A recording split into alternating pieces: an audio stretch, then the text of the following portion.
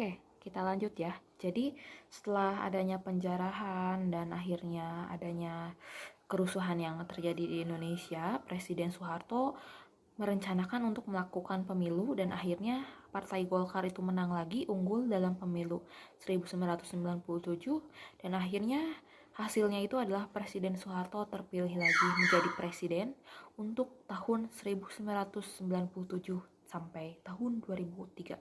Tapi belum sampai 2003 akhirnya Presiden Soeharto harus lengser dari masa jabatannya. Bisa dilihat di slide yang keempat. Jadi setelah dilakukannya pemilu ini muncullah partai oposisi atau partai yang menentang pemerintahan Soeharto. Jadi partai oposisi ini meminta kepada pemerintahan atau kepada DPR untuk ditinjau ulang apakah Presiden Soeharto itu masih bisa mempertahankan kedaulatannya di Indonesia atau tidak gitu.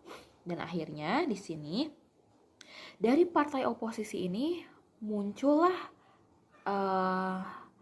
oposisi dari kalangan yang lain, yaitu dari kalangan mahasiswa. Makanya di sini terjadilah beberapa tuntutan yang dilakukan oleh mahasiswa. Nah, bisa dilihat ya tuntutan mahasiswa dari untuk tahun 1998 ini adalah satu, turunkan sembako. Yang kedua adalah penghapusan KKN termasuk duifungsi ABRI, karena pada zaman Soeharto ABRI itu bisa dia melakukan 2 jabatan sekaligus, misalkan dia sebagai ABRI dan dia juga misalkan jadi jadi pengusaha, jadi anggota DPR dan lain sebagainya. Nah, ini adalah tuntutan mahasiswa agar duifungsi ABRI ini dihapuskan. Selanjutnya yang ketiga adalah sukseskan kepemimpinan nasional. Nah, tapi ternyata 3 tuntutan mahasiswa ini tidak digubris oleh pemerintahan pada saat itu. Nah, malah pada tahun yang sama pemerintahan Soeharto menaikkan harga BBM dan harga listrik. Otomatis hal tersebut itu adalah tidak sesuai dengan tuntutan mahasiswa tahun 1998.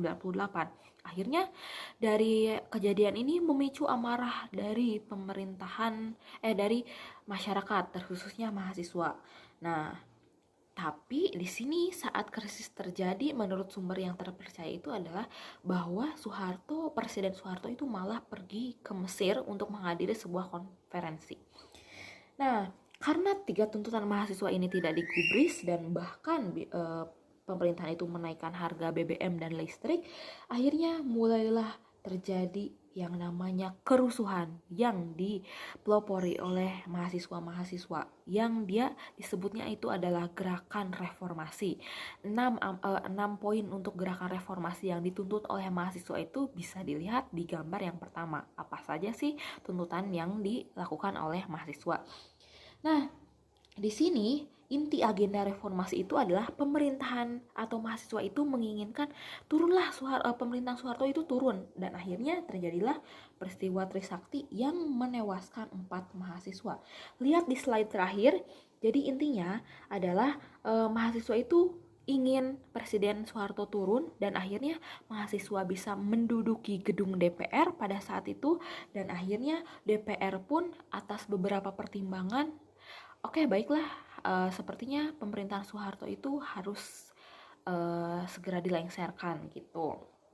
Dan akhirnya Soeharto itu sebenarnya dia udah merasa cemas, ya udah kita ngelakukan pemilu lagi aja gitu kata Presiden Soeharto.